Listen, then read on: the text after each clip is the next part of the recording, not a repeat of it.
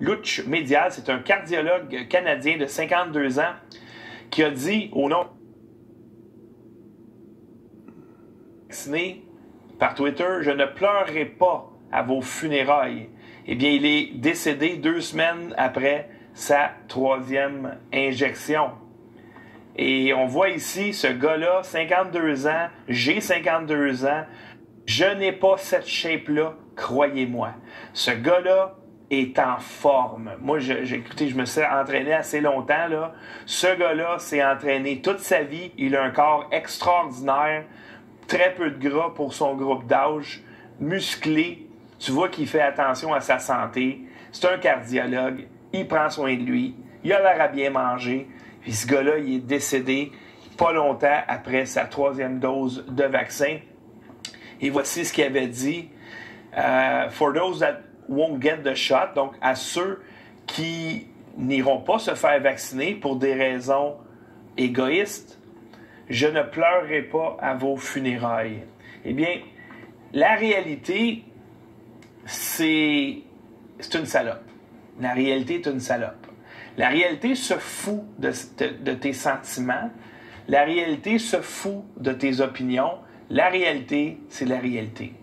Si je décide de me péter la tête sur mon bureau, parce que dans mon fort intérieur, je pense que c'est de la mousse, je vais me fendre le front. Parce que la réalité se fout de ce que je pense. Et là, on arrive dans la réalité. Au mois d'avril, l'année passée, je tweetais « Normalement, on nous promet avec les vaccins que les cas, les hospitalisations et les décès vont diminuer. Je prévois le contraire. Pourquoi? Parce que toute la réalité que j'avais devant moi indiquait que ça allait arriver. Et c'est exactement ce qui est arrivé. Et non, on ne va pas retrouver nos libertés. Pourquoi? Parce qu'on connaît le plan de match des mondialistes et la réalité se fout de tes opinions. C'est leur plan de match qu'ils annoncent depuis longtemps. Les vaccins ont été développés à une vitesse incroyable. C'est même pas... Ils ont dû changer la définition de vaccin.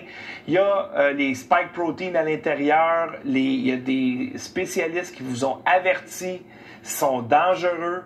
On voit maintenant des jeunes mourir. Ça ne mourait pas l'année passée pour ces raisons-là. Les statistiques de décès et d'accidents après les vaccins, après la prise de vaccin sont affolantes. C'est plus élevé que toutes les années précédentes de tous les vaccins combinés. Ben lui, ce gars-là, il pensait, il croyait ce que son représentant pharmaceutique il disait, c'est bon, 95%, c'est sécuritaire et efficace. Puis il est mort pas longtemps après. Ce gars-là, il était en shape. Et il y a plein de gens comme ça. Je dis pas que tu prends le vaccin et tu vas mourir. Non, c'est pas ça que ça dit. Ça dit que tu prends un risque inutile.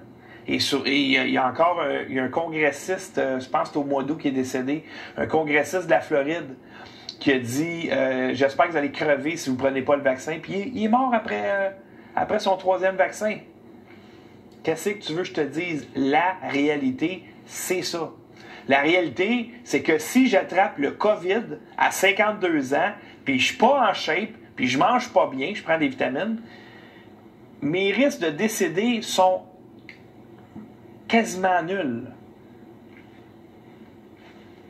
Alors que si je prends le vaccin, mes risques sont plus élevés que j'attrape quelque chose. Paralysie de Bell, des boutons, de la fièvre, paralysie ou peu importe. Je ne prends même pas ce risque-là. Parce que c'est pour me protéger de quelque chose qui ne me fait pas peur. De quelque chose que j'ai peut-être déjà vécu dans ma vie avant une grippe. Je suis resté chez nous, j'ai bu du liquide, j'ai mangé de la soupe. J'ai pris ma température à intervalle pour être voir avant, pris des Tylenol, puis j'étais correct. Ça me fait pas peur, ça. Me faire injecter avec une thérapie génique, expérimentale, ça me fait peur. Puis je pense que ça fait peur à plus en plus de monde. Et lorsque la 3e dose va arriver au Québec, bonne chance avec ça. Maintenant, on est